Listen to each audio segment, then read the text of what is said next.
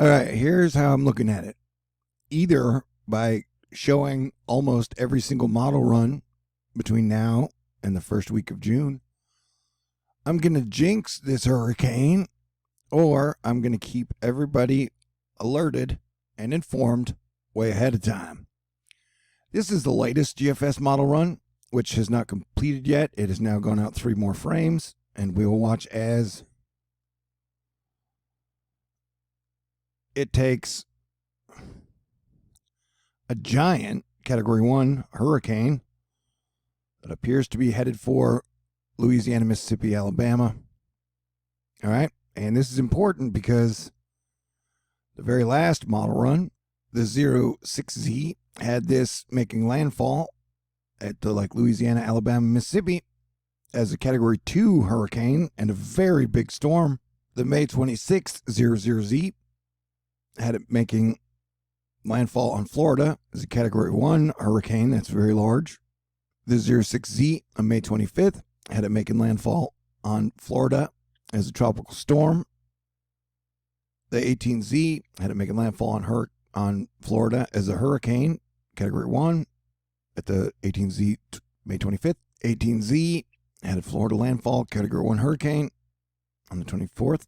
And the 06 May 24th Z had landfall on Florida as a Category 1 hurricane.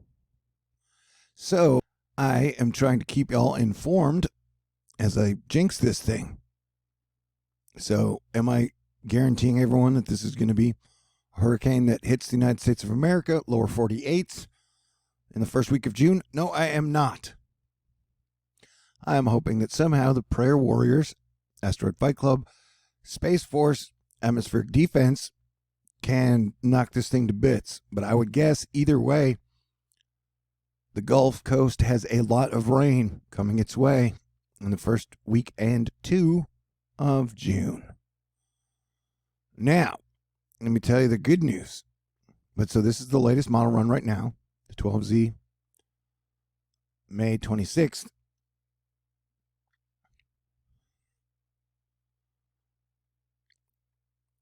The quote-unquote good news right now is that the King Euro model, which only goes 10 days out, the GFS goes 16 days out, is not showing this as a quote-unquote threat. There's a giant asterisk behind that. Let me show you if I can. Okay, so the Euro draws up a storm here on the 1st. It takes it forward north on the 2nd. On the 3rd, it crosses over land. On the 4th, it stays over land. And then on the 5th, it stays over land and just disappears completely.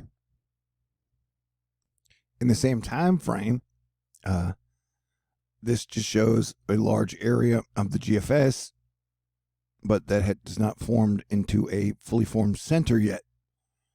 And so we're going to have to keep watching this thing. I'm going to keep watching obsessively. That's what I do. If you want to be in what is kind of a maddening process, if you're not used to it, then more power to you. I welcome you aboard. But right now, more importantly, we are watching this little yellow curmudgeon, which has a 20% chance of forming of tropical cyclone formation over the next 48 hours. And so, am I predicting a hurricane from this? Oh, heck no. But no matter what, this is probably going to bring a lot of rain to South Carolina, North Carolina, and whatever states are north of that. Not all of them, of course, just the ones near. And so, this is the area we are watching because it is happening now, and it's 2020, and 2020 has been freaking crazy. But apparently, 40% of the people in the United States don't think 2020 has been crazy. So, I don't know, man. It's a weird time to be Planetary Defense Commander. Boo, the Florida Wave Master, and someone I compare and contrast my data with when I'm checking.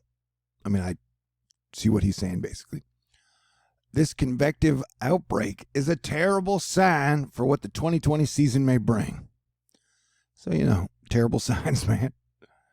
And everybody else on weather Twitter seems to be the professionals. Anyway, it's their job to be skeptical. And hey, I'm cool with that. Nick P. Bassill, I don't really buy these solutions without further support. But it's interesting that both 12Z runs of the HRRR and the NAM nest have extremely consistent forecasts for the current invest east of Florida. Possible future Bertha, and this would be making landfall as whatever it is on sometime on the 27th, which is like tomorrow-ish. And so you have two different models right now drawing up Bertha as a tropical storm tomorrow night. And Tomerberg, not sure what to make of it, to be honest. 3K NAM is usually exaggerated in these situations, but I can't speak much to any HRRR V3, V4 bias, even though those HRRR runs look to have some frontal structure. And so we will keep watching, man. That's what I do. Things that make you go, and it's not just the HRR, 3K NAM, 4K RPM too. The unknown is how far the swirl ventures off the coast, and if the convection developing on the east side of the system is enough to pull it offshore, it give the system time to develop. So yeah, dude, definitely, I recommend staying tuned if you are in any of the affected areas, or if you, like me, just really obsessed with weather, and definitely hurricanes, cyclones, typhoons, typhoons, depressions, subtropical storms, whatever, you know. And so we will keep watching. I will keep watching for you guys. It's what I do. It's what I do. It's what I do. I'll do another weather report later. This one will just be about the situation in the tropics and in the Atlantic. And you've got hot waters in the Gulf. You've got super hot waters where that cyclone is forming. And then you have hot waters where the thing is kicking off of Florida. And it would stay hot all the way up to the OBX as long as it stayed in this zone. So definitely super duper interesting times. I hope you appreciate me because I appreciate you. And we have, so the storm we were watching over Florida today, the main impact would be tomorrow, whatever that impact may be. And this would happen somewhere between the 6th of June and the 8th, which is still about 11 days away. So we got time to watch it. I love you. Everybody stay cool. Peace out. God bless everyone.